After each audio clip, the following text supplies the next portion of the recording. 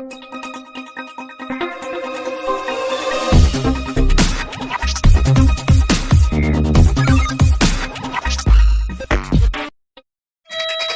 बणरे दले माकड़ रोथिले। तांको दलपतिर ना थिला बांका। बांका बहुत चालाक थिला। दल को केमिति चढ़ाइबाकू हब से कथा ताको बेस भल भाबे जଣା थिला। बण भितर थिला गोटे बहुत पुराना मंदिर। से मंदिर रे सुनार घंटी मान लागिथिला। दिने गोटे चोर आसी सेथिरु बड़ घंटी को बाछी चोरी करी नहीं गला। चोर बण रास्ता रे गला बेले बाघटी ताको मारी खाइदेला। ता पर दिन सकाळे बांका आउ ता साथी माने सेई रास्ता दे जाउथिले। तांको आखिरे घंटीटा पड़िला। बांका घंटी हाथ रे धरी बजेला। ता सांगरे थिबा ता सांग माने खुशी हो गले। तेणु से माने घंटी को सांगरे धरी आरपट जंगल को चली गले। आरपट जंगल को लागे कि थिला अवंती राज्य। अवंती राज्य रे राजा विक्रमसेन शासन करुथिले। से बहुत समय पारिधि को आसंती। आज हरिण मांस खाइबा को बहुत इच्छा होछि। एठी हरिण मिलिबे ना नहीं? मिलिबे महाराज, निश्चय मिलिबे। तेबे जाओ, जाई हरिण शिकार करी नै आस। सैन्य माने बण भितर को हरिण शिकार करबा पई गले। बांका आउ ता साथी माने सेई बण रे रहउतिले। सेमानकु लागिला जे केही जणे तांको मारिबा पई आसीछि। तेनु बांका घंटी बजैला। आउ घंटी बाजिबार शब्द सुनी सैन्य माने छानिया हो गले। आउ सेठु दौड़ी पळैले। अरे एठी तो मंदिर नाही, घंटी कोठी बाजुछि? भूत, एटा भूतर काम। अब पळै चल भाई। हेले राजा को कहबू हरिण मिलिलेनी। शिकार न मिलिबा कथा सुनी विक्रमसेन सैन्य को धरी बणरु फेरी गले। किंतु बांका और ता सांग माने एथिरे बहुत खुशी हेले। धीरे धीरे तांको खुशी बण पाखरे थिबा सुजनपुर गां पई दुखरे परिणत होला। सेठी रहुथिबा लोक माने राति अधरे घंटी शब्द सुनिबा को पाइले। भूत आसुछि बोली से माने छानिया हेई पड़िले। जानिछु काली राति रे ना गोटे घंटी बाजुथिला बहुत जोरे। हेले मंदिर तो संध्या रे बंद हो जाए। ताहले घंटी कोठी बाजुथिला? एइटा एइटा भूत बजाउथिला। बड़ को गोटे बहुत बड़ भूत आसीछि। एई किछि दिन तळे तो मो स्त्री सुनि के आसीछि। काठ हानिबा को गला बेले भूत भूत घंटी बजाउथिला।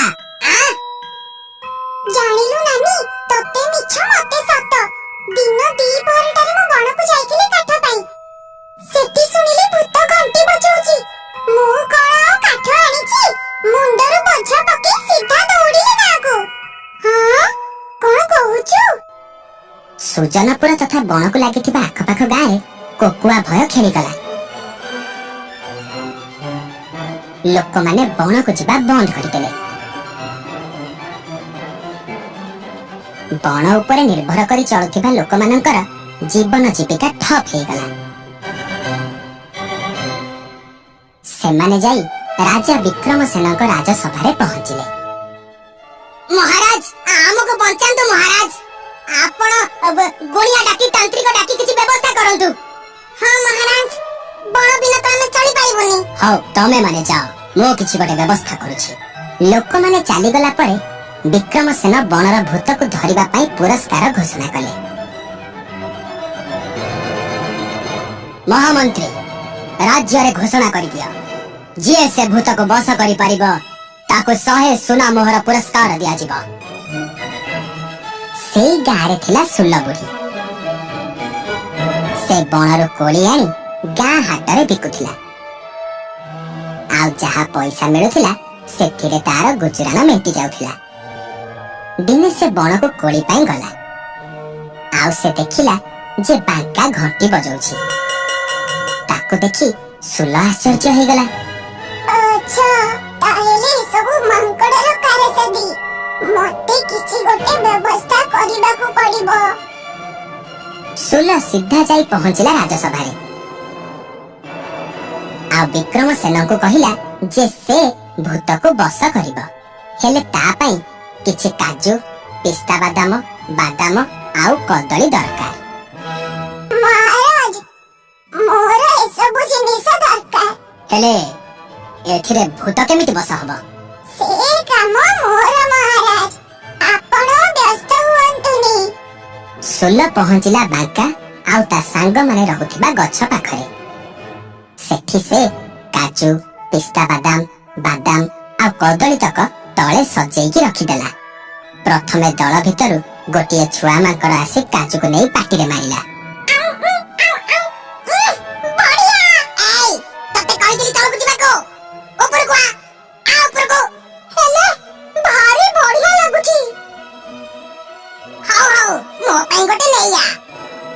मांकड़ छुआ बांका पाई गोटे काजू नहीं आसिला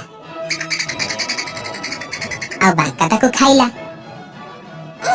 चोखा महाराज आमे भी तलकु जाई आनिबो। हां चलो समस्त जिबा। खाद्य खाइबा लालसारे बांकार और मने रहिलानी जे ता पाखरे घंटी अछि।